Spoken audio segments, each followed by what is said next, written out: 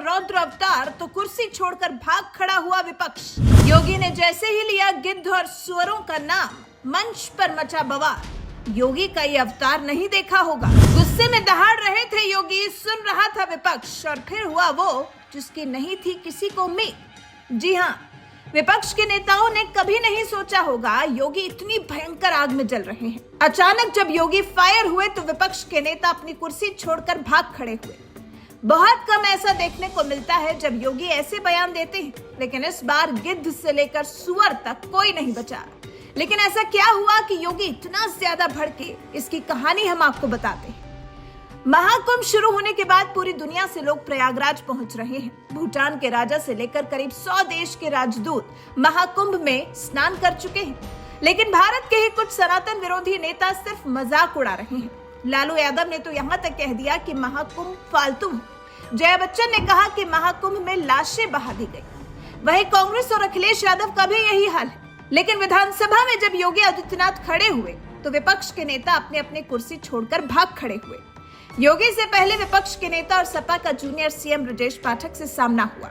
उप मुख्यमंत्री ब्रजेश पाठक ने सपा विधायक समरपाल सिंह से पूछा कि मुलायम सिंह का सम्मान तो बहुत किया, सपा वाले नेताजी की हर बात मानते हैं, क्या आप वो बात भी मानेंगे? लड़कों से गलती हो जाती है। इतना सुनते ही सपा विधायक भड़क गए और जोर जोर से चिल्लाने लगे। हालात ऐसे हुए कि विधानसभा अध्यक्ष सतीश महाना ने सपा विधायकों को बाहर जाने के लिए कह दिया। हालांकि ब्रजेश पाठक ने वही बात दोहराई थी जो कभी मुलायम सिंह यादव ने कही थी। ऐसे में सपा को हंगामा नहीं करना चाहिए था। और उसके बाद एंट्री हुई योगी आदित्यनाथ की। और फिर योगी आदित्यनाथ ने कहा, किसी ने सच कहा है, महाकुंभ में जिसने जो तलाशा उसको वो मिला।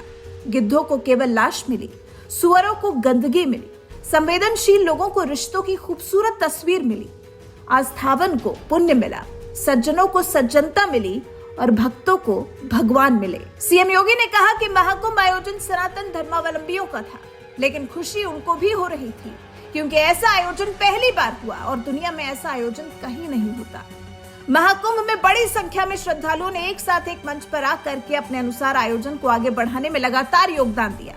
यह हमारे लिए गौरव का विषय होना चाहिए। गत वर्ष अयोध्या में श्री राम जन्मभूमि में प्राण प्रतिष्ठा का भव्य आयोजन हुआ, उसको भी पूरी दुनिया ने देखा।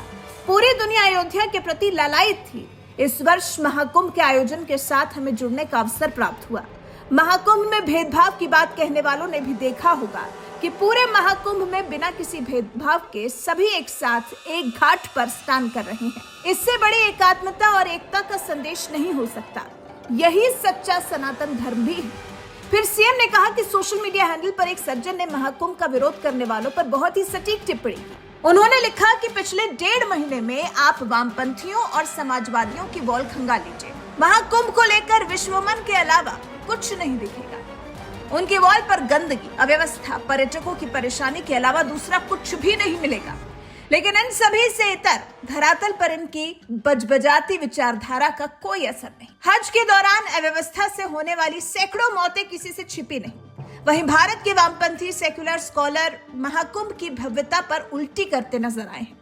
इस बार उनकी कोशिश महाकुंभ को बदनाम करने और फेल करने की रही है। लेकिन ऐसे तमाम लोगों की मंशा को दरकिनार करते हुए करोड़ों लोगों ने आस्था की डुबकी लगाकर उनके जले पर नमक छिड़कने का काम किया है।